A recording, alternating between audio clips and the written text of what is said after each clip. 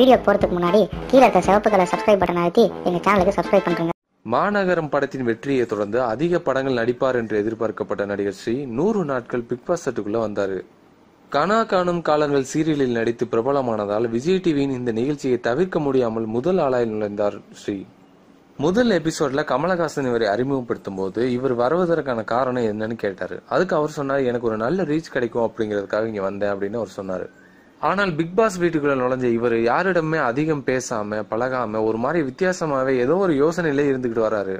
இவர் இப்படி இருக்கிறத காரணமா காட்டி இவரை நாமினேஷன் லிஸ்ட்ல ஆட் பண்ணி இவரை வீட்டை விட்டே வெளியே அனுப்பணும் முடிவு செஞ்சுட்டாங்க.